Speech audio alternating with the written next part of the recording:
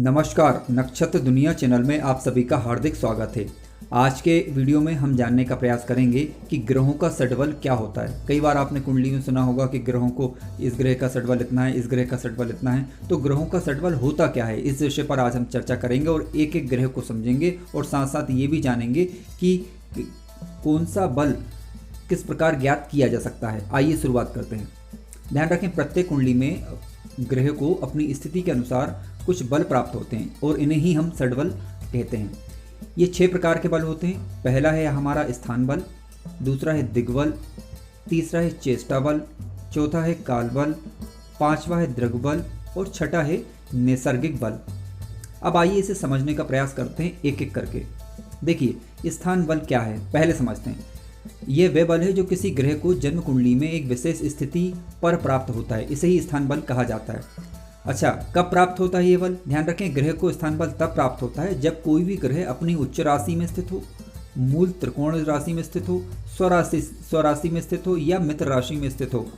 तो ये ग्रह जो है षटबली कहा जाता है। यानी कोई ग्रह अपनी मूल त्रिकोण राशि, स्वराशि, मित्र राशि में स्थित हो तो ग्रह जो है आपका स्थान बली कहा जाता है। अब ये मूल त्रिकोण राशि या उच्च राशि अगर आपको जानकारी नहीं हो तो मैंने इसके लिए वीडियो बनाया हुआ है, आप वहाँ पर इसे चेक कर सकते हैं।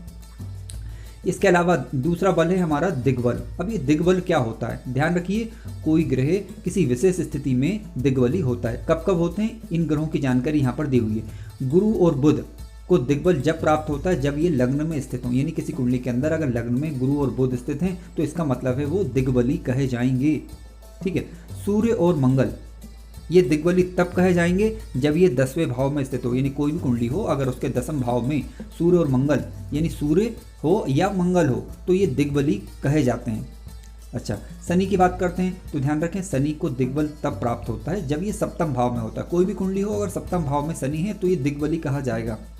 ठीक, उसी प्रकार आप चंद्रमा और शुक्र यानी चंद्र और शुक्र को दिग्बल तब प्राप्त होता है जब वह सुख भाव में हो। सुख भाव का मतलब है कि कुंडली का 4th हाउस यानी चौथे भाव में शुक्र और चंद्र स्थित हों तो वो दिग्बली कहे जाएंगे। अब बात करते हैं तीसरे प्रकार की बल की। ये बल है आपका चेष्टा बल।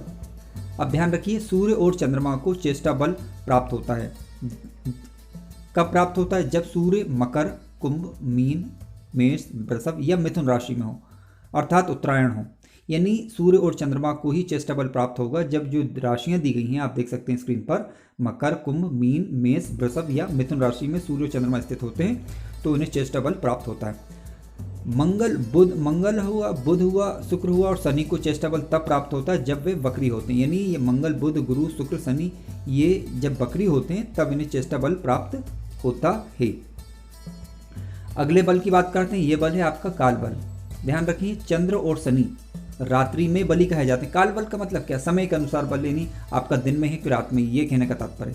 तो चंद्रमा, मंगल और शनि रात्रि में बली होते हैं, अर्थात अगर किसी बच्चे का जन्म जो है रात्रि के समय हुआ है तो उस व्यक्ति के चंद्र, मंगल और शनि ये बली ग्रह माने जाएंगे, काल बली। लेकिन ठीक है, शुक्र, सूर्य और गुरु ये दिन बली, अर्थात किसी व्यक्ति का जन्म अगर दिन में हुआ है तो इसका मतलब ये है कि उसके सूर्य, शुक्र और गुरु को काल बल प्राप्त होता है। बुध ऐसा ग्रह है जो दिन अथवा रात दोनों पहरों में जो है बली कहा जाता है, यानी व्यक्ति का जन्म दिन में हो अथवा रात में हो। अब एक महत्वपूर्ण बात यह है, पापी ग्रह जो है कृष्ण पक्ष में बलवान होते हैं और शुभ ग्रह शुक्ल पक्ष में बलवान होते हैं। यानी किसी व्यक्ति का जन्म कृष्ण पक्ष में हुआ है तो उसके पापी ग्रह जो है बलवान कहे जाएंगे और शुभ ग्रह जो है शुक्ल पक्ष में बलवान कहलाते हैं।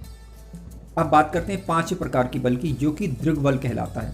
अब ये दृग्बल होता क्या है? ध्यान रखिए, अगर कोई ग्रह यानी किसी ग्रह पर किसी ग्रह की दृष्टि पड़ रही है तो अगर शुभ ग्रह की दृष्टि पड़ रही है तो वो दृग्बली कहलाएगा।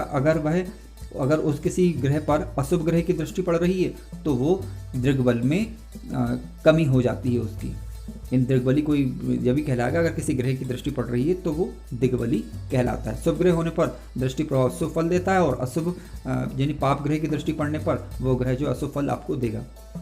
छठे प्रकार की बल की बात करते हैं, यानी नैसर्गिक बल कहलाता है। जो कि नैसर्गिक का मतलब है प्राकृतिक रूप के अनुसार। ठीक है, सूर्य, चंद्र, शुक्र, गुरु, बुध, मंगल और शनि ये अपने क्रम के अनुसार बली है। कहने का तात्पर्य यह है कि सूर्य जो है सबसे ज़्यादा बली ग्रह है, क्योंकि सबसे ज़्यादा इसका प्रकाश जो है पृथ्वी तक पहुंचता है। ठीक है, चंद्रमा का उससे कम पहुंचता है, तो चंद्रमा दूसरे नंबर का सबसे नैसर्गिक बलि ग्रह होता है। इसके बाद तीसरे नंबर का ग्रह है शुक्र ग्रह। शुक्र ग्रह का प्रकाश चंद्रमा से थोड़ा सा कम होता है, गुरु का उससे कम होता है, बुध का उससे कम होता है, मंगल का उससे कम और शनि का उससे कम। यानी ये जिनका प्रकाश सूर्य पृथ्वी पर पहुंचता है क्रमानुसार ये नैसर्गिक बलि कहलाते हैं। सूर्य सबसे अधिक बलि है और शनि जो है सबसे कम बलि। क्यों? क्योंकि सूर्य का प्रकाश सबसे ज़्यादा पृथ्वी पर पहुंचता है और शनि का प्रकाश सबसे कम पहुंचता है, तो शनि सबसे कम नैसर्गिक बलि हुआ।